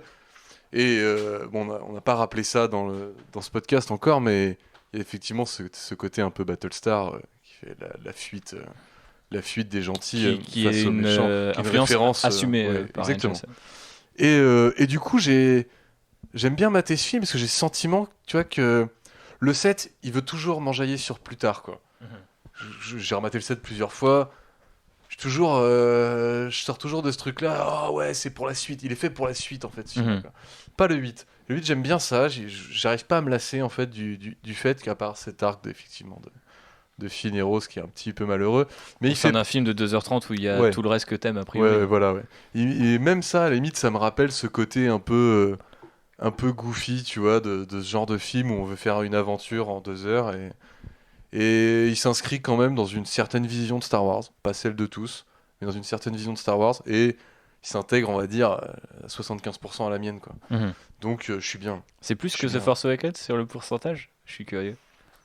J'ai bien résumé tout à l'heure, The Force Awakens, je rejoins le débat public un peu, on est dans le remake par remake, j'aime beaucoup les images, perfect shot sur perfect shot, quoi, mais à part ça, ouais, au niveau de la contenance, c'était un petit peu léger, quoi. Mais tu vois, au final, quand tu dis qu'il est fait pour la suite, que sans un film comme The Force Awakens, les personnages, ils pourraient pas traverser des choses comme ils traversent, je pense. Je suis pas sûr, figure-toi. Ah ouais, ouais, je suis pas sûr. Je pense que The Force Awakens aurait pu être très différent, tout en ayant The Last Jedi exactement comme il a été. Et je trouve que c'est ça la plus grande force de The Last Jedi, c'est qu'il s'affranchit pacifiquement du premier, de The Force Awakens. Alors pacifiquement, du coup, c'est pas l'avis de tout le monde, mais effectivement. Non, mais je veux dire sans polémique de colère ou ou d'avis contraires. Il y a beaucoup ou- de gens qui considèrent que c'est pas cohérent par rapport à The Force Awakens, voire une insulte Ouais, à mais- J.J. Abrams. Ouais, ça j'y crois pas une seconde de la part Moi de non Ryan plus. Johnson, surtout après les bonus et tout ce qu'on Mm. vient d'évoquer. Mais c'est que mon avis après.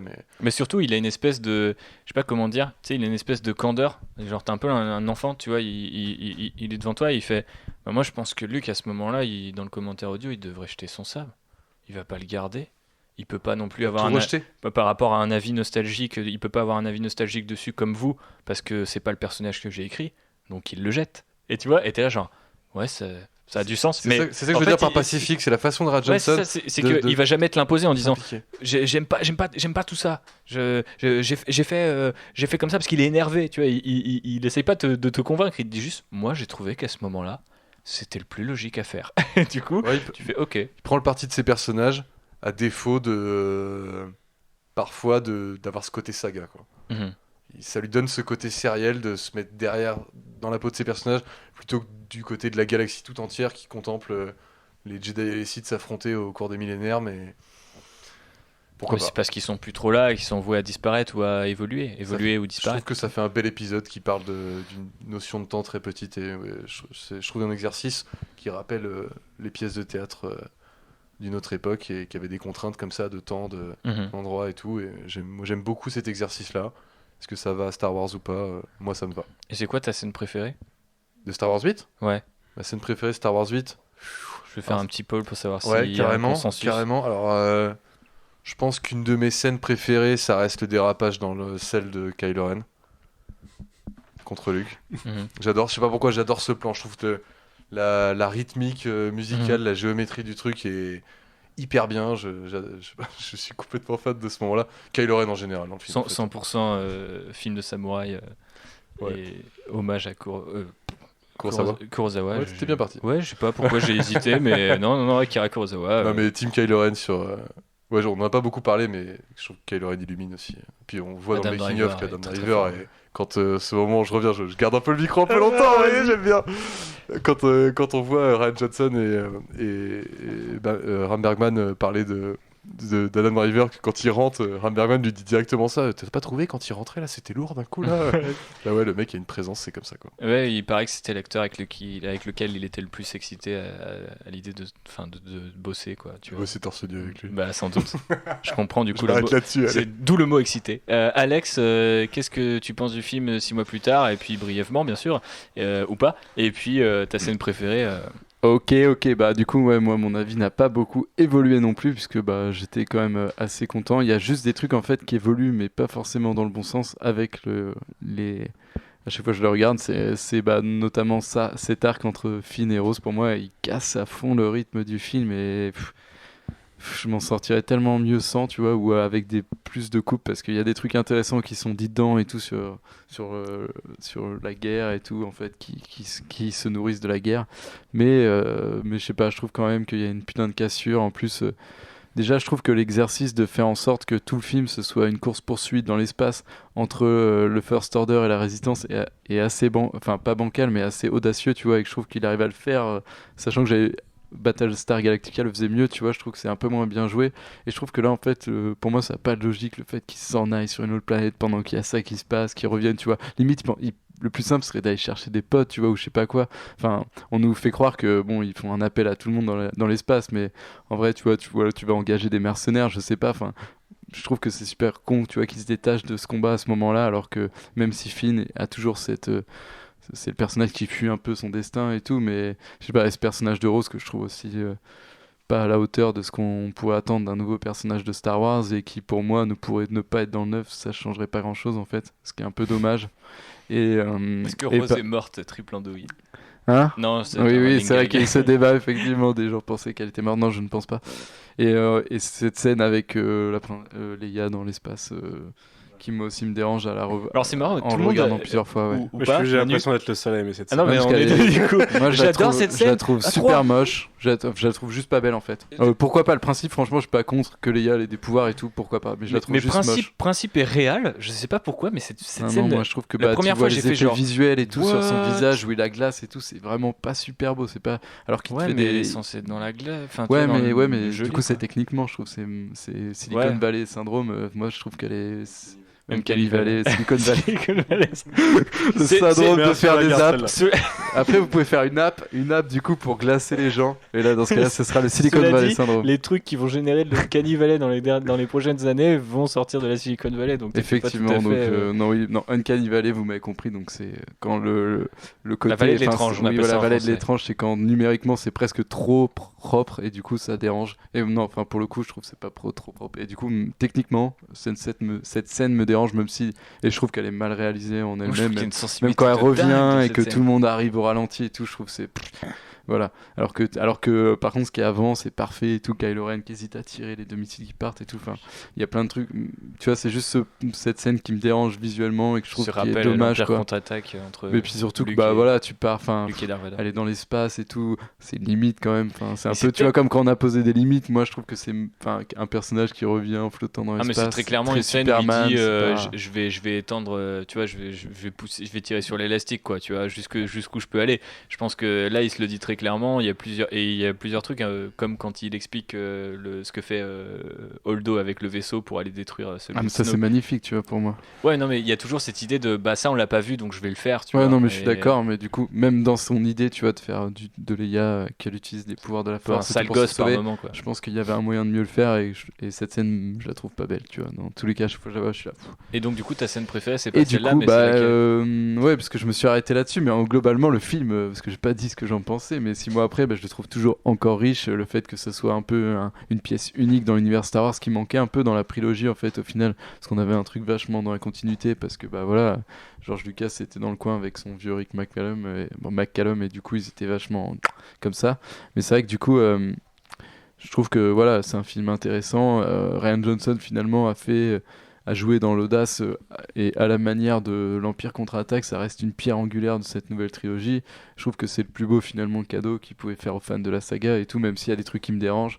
J'espère que tu vois au long terme, ce genre de détails qui moi me gênent me dérangeront moins, tu vois, ou pas trop, parce que bah franchement sinon c'est un film à côté, je le trouve brillant et pour le coup ma scène préférée, bah il y a ce combat en tant que Nerdgasm, je dirais que ce serait ce combat contre les gardes prétoriens parce que voilà c'est magnifique, mais je dirais c'est cette scène où Luke Skywalker explique justement tu vois le fait que les Jedi, enfin quand ils sont dans cette fameuse pièce là, je ne sais plus avec une flaque d'eau par terre, donc la mosaïque sur le premier exactement Jedi. où il lui explique bah, justement que les Jedi n'ont fait que apporter du mal à la galaxie, que finalement c'est pas ils ont jamais été gardiens de la paix, mais ils ont plutôt influencé en fait toute l'histoire et ce qui a créé des conflits.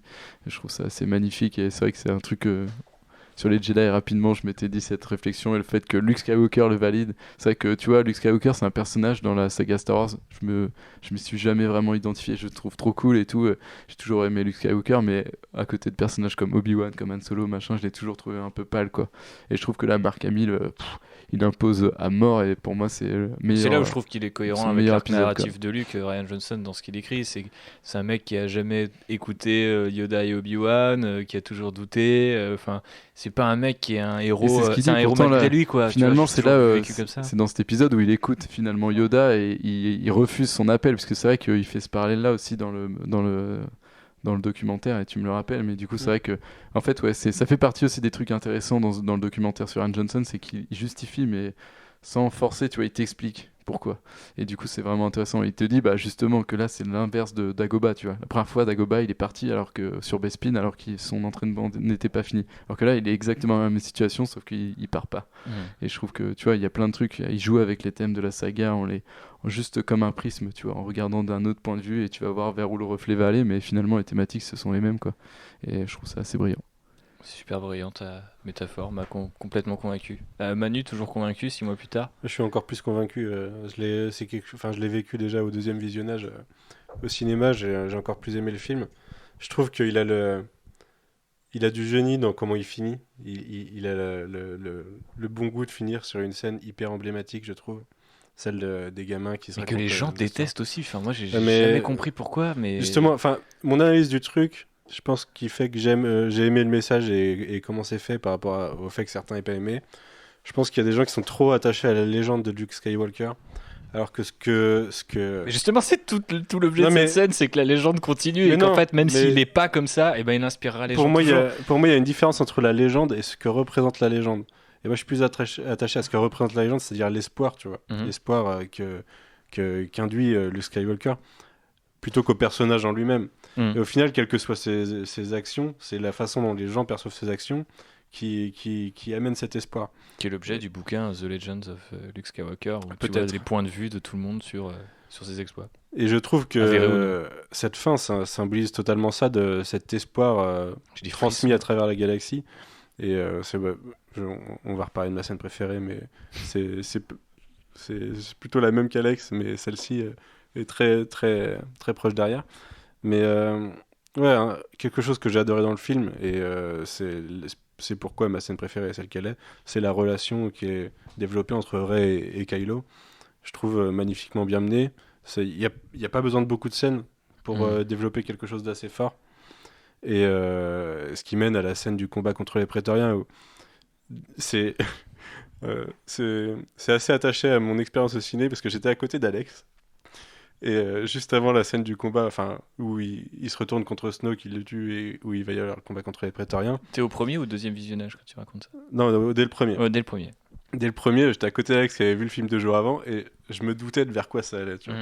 Et du coup, j'avais cette anticipation que je savais que j'allais kiffer. Et là, je regarde Alex et je vois Alex sourire à côté de moi, parce que lui, il savait. Et il savait que j'allais kiffer aussi. Et du coup, ça a vachement joué dans mon expérience de cette scène. Et à chaque fois que je revois la scène, je repense à ce moment où j'ai regardé Alex et il rigolait, tu vois. Et je la trouve hyper forte. Et malgré le fait que certains ont essayé de me la casser derrière en montrant les défauts de... Tiens, il y a une lame qui disparaît. Il y a la fameuse lame qui disparaît quand tu passes en gif et au ralenti. Hier, j'ai regardé le film en vitesse réelle et je l'ai vu très bien. Le problème, c'est qu'une fois que tu l'as vu, tu peux plus ne pas le voir. Quoi. Mais je trouve que cette relation, ce qui mène à ce climax, et derrière, au final, ils n'arrivent pas à se mettre d'accord parce qu'ils représentent fondamentalement 2 points de vue totalement différents. Celui de tuer le père, on va dire. Littéralement tuer tout ce qui est venu avant pour créer quelque chose de nouveau. Point de vue de Kylo, et celui de juste faire le bien de Rey, de défendre la veuve et l'orphelin, quoi. Et retrouver le fait que lui il coupe son identité alors qu'elle essaie de le retrouver, tu vois, de trouver la sienne. Et on retrouve ça d'ailleurs, cette dichotomie dans le dialogue où il explique qu'elle est personne, et alors que lui il est quelqu'un, tu vois, et qu'elle peut exister grâce à lui, ce qui en plus vient totalement anéantir son propre propos de tuer de tuer les reliquats de l'Ancien Monde, puisque au final il n'est qu'un reliquat de l'Ancien Monde, il n'existe que par ça. Mais de toute façon ils sont géniaux dans cette scène, et Adam Driver notamment, en revoyant un gif là, l'autre coup sur le Twitter de Star Wars Legacy, où les mecs c'est sa trilogie, des petits beats, mais où tu le vois, quand il lui tend la main et que tu sens qu'il essaye de sourire, mais qu'il disait non, je suis un mec dark, tu vois, je peux pas sourire, mais là j'ai envie de sourire et de lui dire vas-y, sors avec moi, on va niquer le monde, tu vois.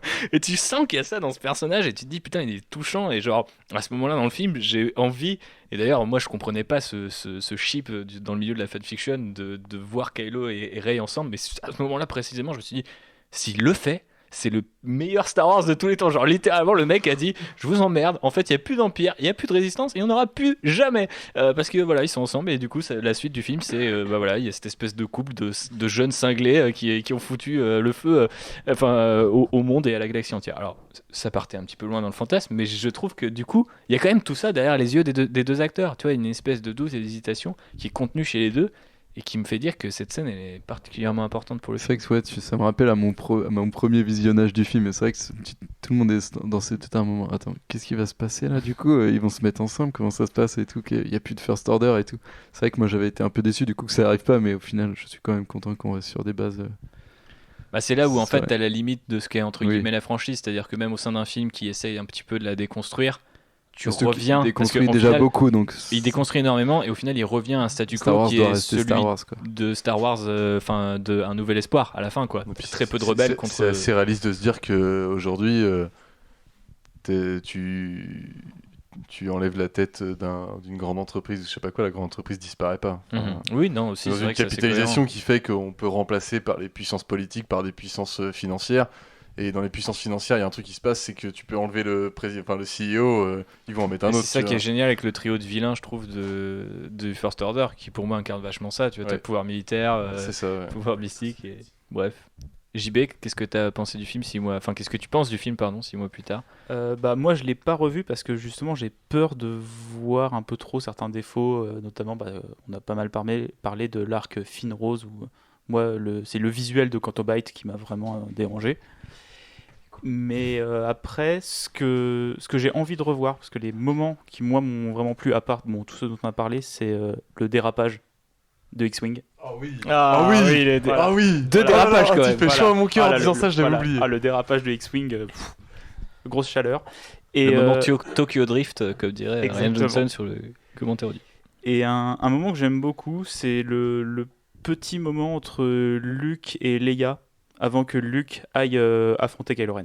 Je pense pas qu'il puisse le revoir, Mark Hamill, sans pleurer en fait. Ouais. C'est horrible. Le petit moment de tendresse où il l'embrasse sur le front et où il se regarde. Et du coup, regarde les bonus, JB, parce que tu meurs. T'as un moment sur le dérapage où il t'explique notamment comment ils font le son du réacteur. Moi, ce que je trouve d'ailleurs passionnant, les ingé sons, faudrait qu'on regarde. Il faut qu'il y ait un documentaire sur Ben Burt qui a fait tous les sons de la première trilogie. Je pense pour les prochains numéros de l'Outrider, il y a tout un truc à faire sur le sound design de Star Wars. Effectivement, en plus, oui, Ben Burt, c'est ouf. Et du coup, t'as aussi une partie sur quand il tourne cette fameuse scène, et t'es là. Oh la vache. D'accord. Bon je regarderai ça, je pleurerai à chaudes larmes avec une équipe très réduite. Après, ça ira bien. Ouais, effectivement. Surtout que c'est assez marrant pour ce truc parce qu'ils disent que Mark Hamill a fini ses scènes et en fait, je sais pas si c'est chronologiquement, c'est une erreur dans le montage ou s'il revient pour cette scène en particulier qu'ils avaient fait sous. Bref, parce qu'en fait, dans le montage du documentaire, juste avant, il y a eu dernier jour de tournage. Par rapport à la question des dés, tu sais, qui avait disparu The Force Awakens entre temps. Voilà, bref. C'est à moi du coup, sauf si JB t'avais. Oui, c'est donc le dérapage, c'est ta scène préférée, c'est micro-scène. Moi c'est des tout petits moments, tu vois. Puis il y en a un que j'aime beaucoup, mais je pense que tu vas en parler aussi, c'est le plan où il y a la main de Rey qui attrape le sabre laser. Ouais. Non, pour moi, la scène du trône, c'est la best scène du film. Il y a pas à chier. À chaque fois, j'ai des chills alors que je la voyais à chaque fois. Puis j'ai encore cette visualisation dans ma tête, tu sais, de cette espèce de ralenti où les prétoriens commencent à dégainer leurs armes et tout, et qu'ils se mettent dos à dos. Ce qui est en fond d'écran. Du coup, je vais pas trop insister sur ce que j'ai pensé du film parce que, 6 mois plus tard, je le trouve toujours brillant. Je trouve qu'il s'est hissé à un niveau dans mes Star Wars préférés qui est assez chaud. Pour ceux qui ne connaissent pas ou qui ne le sauraient pas encore, c'est Le Retour du Jedi, mon préféré. Oui, comme Oscar Isaac. Et donc je vous emmerde. Et non, mais je commence vraiment à douter de est-ce qu'il serait pas dans le top 2, voire dans le top 1 au sommet du podium. Je t'ai dit quoi avant qu'il sorte le film? Je t'ai dit, mec. T'imagines, on peut pas être assez hypocrite pour pas dire qu'il est dans notre top 3 des Star Wars, ce film. Ouais, non. Et avant, tu me disais, t'étais super inquiet, tu disais, on verra, on peut pas dire ça maintenant, on verra. Je suis toujours anxieux avant de découvrir un Star Wars, mais justement, ce qu'on fait 6 mois aussi de temps, et puis avec des débats plus ou moins houleux sur Internet. Alors après, nous, on était en frontal là-dessus, mais je veux dire, même maintenant que j'ai fait la paix intérieure avec moi-même sur ce film, c'est-à-dire que quand je le revois, je n'arrive pas à avoir une réaction autre que la réaction, comment on dit en français, mais tu sais, je trouve que ça rend mieux en américain quand on dit genuine, tu vois, genre c'est véritable. Ouais, je sais pas, authentique. Voilà, c'est ça. C'est-à-dire que j'arrive pas. The Force Awakens, je l'ai vu la première fois, il y a plein de trucs qui m'ont gêné, que j'ai appris à aimer, et aussi en me disant, ouais, ça va être par rapport au 8 et tout, tu vois, comme tu disais tout à l'heure, Jay. Je n'arrive pas à revoir The Last Jedi sans que j'ai l'effet qu'il m'a fait au premier visionnage, puis au deuxième, puis au troisième. C'est-à-dire qu'il y a quelque chose qui ne faiblit pas, malgré les défauts, il y a une espèce de vérité, et qui fait que, en fait, pour moi, cette vérité-là mérite d'être au-dessus de films qui sont peut-être mieux dans certaines mécaniques, fonctionnent mieux avec les arcs de personnages, etc. Par exemple, sur les nouveaux personnages, c'est un truc qui me gêne beaucoup. Moi, qui suis attaché à l'univers Star Wars dans sa globalité, que les personnages qu'ajoute Ryan Johnson soient vraiment pas très forts. Des personnages, je trouve, du commando de Rogue One me paraissent bien plus iconiques, alors que techniquement ils ont un rôle à jouer qui est moindre, tu vois, dans l'histoire de la saga, quoique ça reste à débattre. Et bref, je voulais terminer sur une petite quote que j'ai retrouvée. C'était Ryan Johnson au South by Southwest, le SX de W ou SW, je sais plus. SW. Donc que fait le X là-dedans? c'est le tu vois, c'est South by, c'est un X, c'est comme quand tu veux faire des featuring. Alright. Bref, du coup, il y avait eu une diffusion des derniers Jedi, et du coup, il avait dit, donc je vous traduis en français et je l'ai fait pendant le podcast, donc ça sera peut-être pas ouf. Mais les mythes ne sont pas faits pour vendre des jouets, les mythes sont faits pour refléter nos transitions les plus difficiles. Ils s'intéressent aussi bien à la vie adulte et au-delà, d'une manière honnête. Les mythes nous parlent de désillusion, nous parlent de notre place dans le monde et du deuil. Et du coup, très clairement, tu vois, pour lui, le mythe, c'est pas une aventure... épique, légère, etc. Tu sens qu'il est interrogé parce que j'ai traduit par la vie adulte, mais il dit middle age. Et en anglais, on dit middle age crisis, c'est la crise de la quarantaine. Donc c'est presque comme s'il disait les mythes qui au final normalement sont un peu la forme de fiction la plus pure, celle que les enfants comprennent instantanément. En fait, c'est pas pour les enfants, c'est pour les gens de 40 ans qui commencent à douter de leur place dans le monde et qui vont revoir ces mythes pour la retrouver en fait. Et je trouve que c'est totalement cohérent avec le film et aussi avec la façon, moi j'ai personnellement pas 40 ans, mais dont j'ai perçu le film, c'est-à-dire, et notamment la scène qu'évoquait Manu avec... Vers Manu parce qu'il a 40 ans. Non plus, mais je me tourne vers Manu parce qu'il évoquait cette scène avec les enfants, qui pour moi vibrait sur un truc de... Je pense que même si j'avais pas aimé le film, j'aurais dû m'incliner sur cette dernière scène en me disant, en fait, le gars, il est en train de me dire, tu sais quoi, toi, t'es Luke Skywalker, un jour, tu vas claquer, peut-être t'inspireras les autres gens sur ce que t'as aimé de Star Wars ou ton époque de Star Wars, mais d'autres gamins continueront de jouer avec le mythe, tu vois. Et tu pourras pas faire autre chose. Et ça se trouve, le symbole les inspirera tout pareil, donc arrête de chier sur ça, tu vois. Et c'est comme ça que je l'ai perçu, c'est comme ça que je l'aurais perçu si j'avais pas aimé le film. Et là, en l'aimant, je me suis dit, tu vois, genre, à un moment, faudra céder ta place, et je pense qu'on mourra avant Star Wars, malheureusement. Et du coup, c'est quand même assez... Il y a un pari à faire, là, quand même. Il y a un pari à faire, c'est sûr, mais je pense que, en même temps, tu vois, il y a eu une pause de 10 ans, il peut avoir un jour une pause de 20, 30, et puis ça reviendra avec le clone de MacG qui nous fera un remake d'un Nouvel Espoir. Je vous fais le truc le plus dégueulasse possible, mais le clone de Bob Iger, ouais, qui sera réalisateur directement, ce sera une IA qui fera des scénarios, qui dira c'est mieux que Ryan Johnson. Bref, voilà, je trouvais que cette quote qui est bien mieux en anglais, vous pouvez la trouver sur le Twitter de je ne sais pas, car ça vient de changer.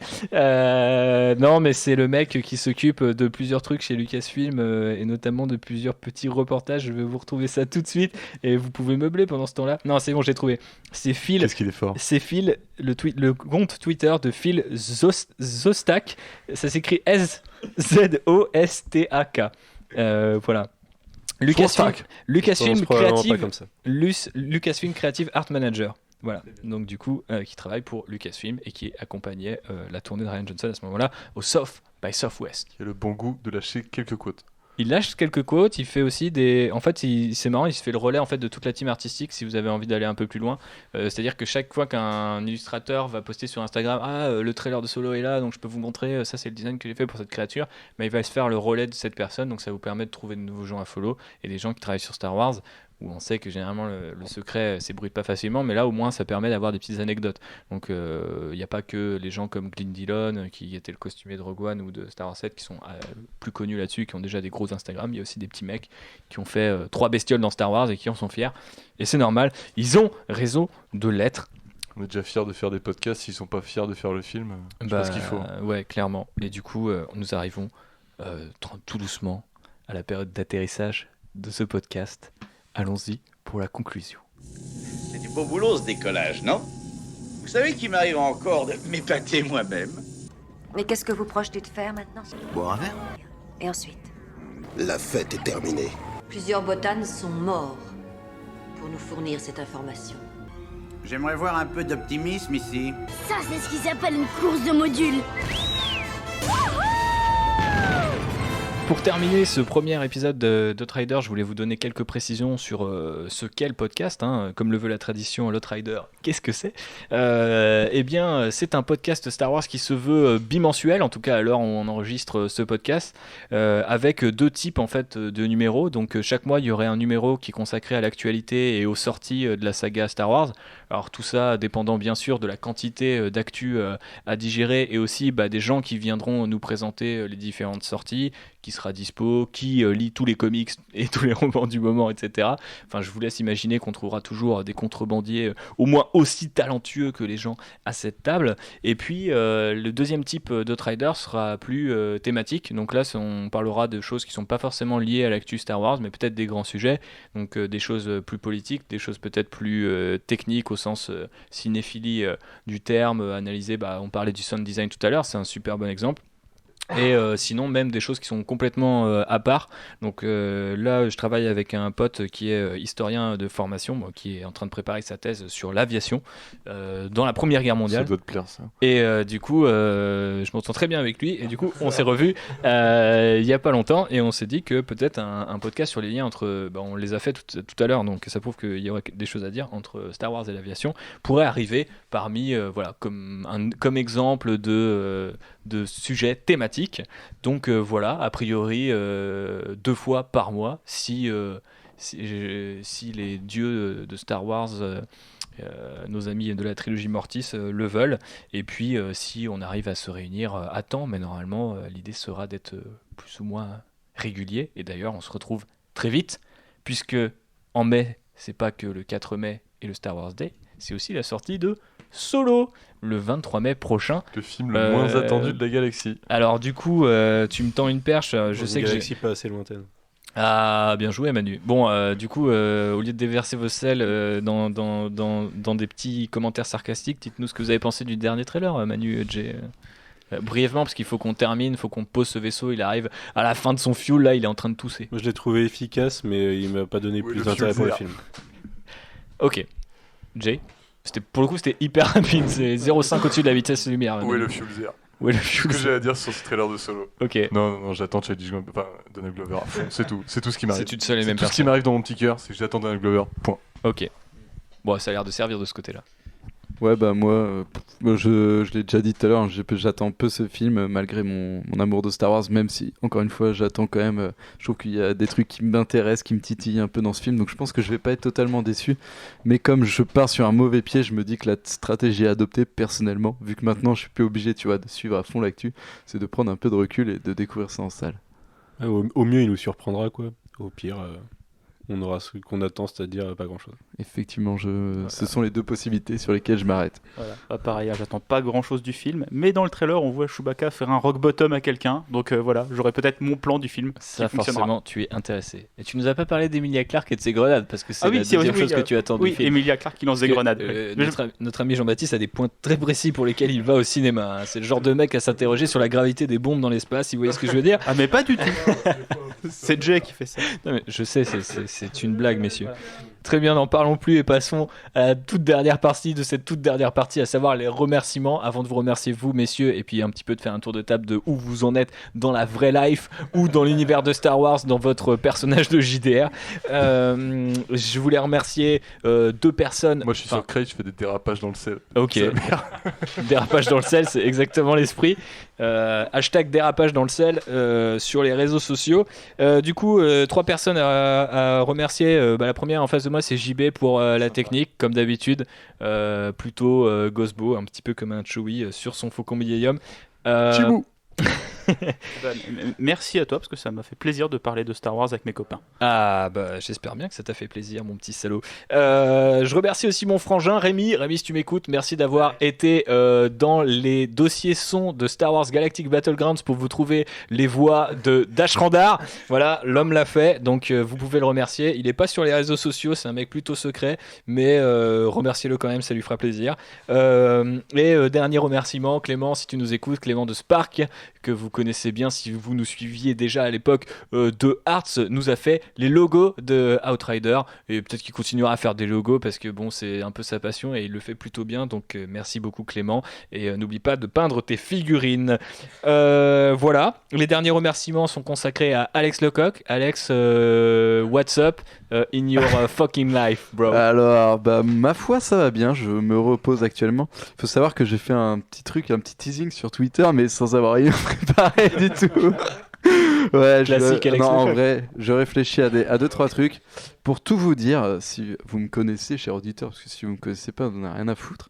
Mais j'envisage de voyager.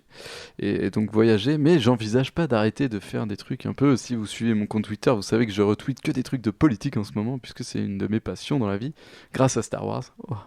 Et du coup, je sais pas, je réfléchis à des thématiques. Je parle aussi de documentaires beaucoup, donc je suis en train de mettre en place dans ma tête. Donc vous voyez à la manière dont je me débat que c'est complètement fouillis, parce que là je suis encore en vacances dans ma tête. Mais quand je vais réfléchir à une façon de faire quelque chose en étant mobile. Donc c'est un peu, je vais mêler mes voyages à des thématiques et peut-être des documentaires, des trucs comme ça. Voilà. Super C'est cool comme dans les idée. grandes lignes. Après, voilà, rien n'est défini. J'ai même pas encore ma première destination de voyage. Ce serait vous mentir de dire que j'ai déjà un logo. Ouais. Mais Ok. bon, bref, peut-être que je vais apparaître dans d'autres émissions audio bientôt. Eh Peut-être. ben, on espère, mon petit Alex. En attendant ton tour de la galaxie, où est-ce qu'on peut te retrouver sur les réseaux? Sur Instagram, oui, possible, sur mais Instagram. pas sur Twitter surtout. Et c'est quoi ton hâte? Alex_le_coq. Comme Ok. un coq, tout est classique, c'est mon identité, il n'y a pas de secret avec moi, je suis 100% transparent. Ok, c'est tout est ma bio classique, tout est Twitter d'ailleurs. transparent. Non, c'est pas ça. Mais... D'accord, ok. Jay, quelle est ta bio Twitter et où est-ce qu'on peut te retrouver et quels sont tes projets du moment? Ah, bah alors, je vais attendre que mon compère Manu ait le micro. On sait que vous aimez bien les commentaires audio et on avait besoin de plus de liberté. Alors, je pense qu'on va vous concocter sans doute. Pareil, est-ce qu'on est comme Alex, hein, on n'a pas encore défini les grandes lignes du truc. Pas de logo mais non plus. On n'a pas de logo non plus. non. Vous allez me reprocher d'avoir un logo, mais Il n'y a pas de nom non plus. Non, bien sûr que non, bien sûr que non. On commence à avoir du matos et on aimerait vous enregistrer des commentaires audio, entre autres, avoir peut-être d'autres projets, mais des commentaires audio de trucs plus libres. Vraiment laisser parler les fanboys qui sont en nous pour un visionnage haut en couleur. Ok. Je peux pas en dire plus pour l'instant, de toute Non, façon. mais on est pas c'est en- bien. On est à cette étape-là, on est très honnêtement à cette étape-là. Et si les gens veulent te suivre sur Twitter? Oh, c'est aucun intérêt. Mais Ok. ils peuvent le faire quand même s'ils veulent. Mais franchement, je les invite. Hein. C'est J Statham. J_Statham. J_Statham, effectivement. Statham comme Jason Statham. Bien sûr. Oui. Voilà. D'ailleurs, T'es chaud pour The Meg? Bah, mec, me lance pas en fin de podcast sur un truc comme ça, parce que t'as pour 1 heure de plus. On hein. va parler de Squall après en faisant un petit Non, barbecue. mais imaginez que tellement j'aime Jason Statham, tellement j'aime les requins, pour y avoir un commentaire audio un jour. Moi ça va, j'attends t'imagines. toujours mon Squall dans Star Wars, mais il y aura déjà un crabe dans Solo, ce qui est pas mal. Une sorte de homard. Manu. Eh ben écoute, c'est une grosse Pareil. surprise. Hein. Je vais travailler ce que vient de dire Jay, ce dont il vient de parler. On va travailler ça ensemble. Et où on peut te retrouver? Bah moi c'est assez simple, c'est Emmanuel Pedon. C'est mon prénom et mon nom. Donc voilà. P-E-U-D-O-N. C'est voilà. Pedon. Très bien. Pedon. Mais je pense que vous n'aurez pas trop de mal à me trouver si vous passez par le compte de Thibaut par exemple ou n'importe lequel de nos comptes. Exactement. Ça devrait le faire. Ok. Gibouille. Où c'est qu'on peut te retrouver et quels sont tes projets du moment? Eh bien, sur Twitter et sur Instagram, avec le même hashtag, bah le même... non, pas hashtag, ouais. JB Balier, tout simplement. Mon prénom et mon nom de famille, je ne cache pas non plus mon identité. Et bah, en ce moment, j'ai un projet j'avance pas mal sur mes Warhammer, donc il y a pas mal de photos de figurines sur Instagram. C'est ça, c'est le projet du moment. Voilà, c'est le projet du moment. Faut savoir qu'on est quand même dans une phase de chill quand même pour le moment encore, plus ou moins. Moi je suis encore en vacances, hein. Ça fait à peine un mois qu'on a arrêté toute cette folie. Et moi, ce 4 mai, je suis en vacances aussi, Alex. Ouais, c'est vrai. C'est Nice. fou. On est tous en vacances et c'est plutôt cool pour le développement de projets Mais on que ne vous vous avez oublie pas. envie de mettre dans vos oreilles, car nous savons que vous êtes de gros consommateurs de bâtons de podcasts et, Et de donc du bâtons de coup la entre ceux qui se préparent du côté de Jay, de Manu, d'Alex et puis JB et moi on prépare aussi d'autres trucs, donc vous inquiétez pas, le Tosma sera bien présent à bord de l'Outrider et ailleurs. J'espère qu'on sera toujours à portée de saut hyper espace du Dash Rendar pour bah, se rejoindre et, écoute, et de temps en temps faire une petite session comme ça. Écoute, moi je le veux et je pense que nos auditeurs ne s'y opposeront pas. Il y a moi. Et du coup, je termine sur un dernier mot du coup à votre destination, chers auditeurs et auditrices. Ne les oublions pas, même si on était vraiment entre couilles pour ce premier numéro pour le coup. Hein, vous Il nous faut le dire, excuserez. ouais. Voilà. C'est une réunion en non-mixité totale là. À total. Et n'allons pas sur des terrains politiques, messieurs. On l'a évité jusque-là. Non, mais du coup, vous pouvez bien sûr retrouver ce podcast sur SoundCloud si tout va bien. On va avoir un site qui arrive. Là aussi, faut qu'on fasse un petit détour sur un système un peu éloigné pour l'avoir à moitié prix. Et ensuite, vous pouvez toujours nous trouver sur les réseaux sociaux. Alors moi, je suis Thibaut Claudel. Vous pouvez me retrouver sur le @République. REPUBL 33 en chiffres, hein, 3 et 3. K.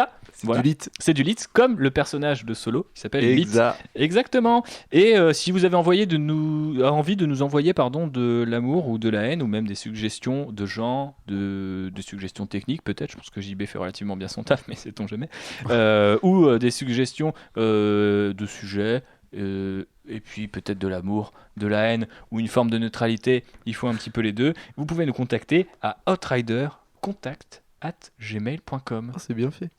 C'est bien fait. Ah ouais. Ah ouais. Attends, on est prêt. Le truc C'est était pas un dans- hashtag du coup. Non, c'est dit-il en désignant le arrobase de ma petite fiche. Non, Manu, ce n'est pas un hashtag, mais vous pouvez utiliser le hashtag dérapage dans le sel et Outrider pour nous soutenir sur les réseaux sociaux.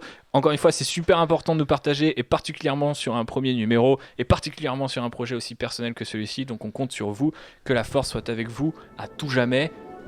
N'oubliez pas que les Jawa nous volent notre travail. Eh bien, Votre Altesse, c'est l'heure des adieux. Oui, je crois.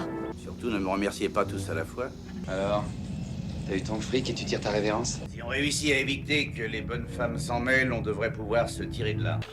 Oh, tu fous la merde partout. Ne m'énerve pas, petit gars. Prends ta pelle et ton seau et va jouer. Allez, on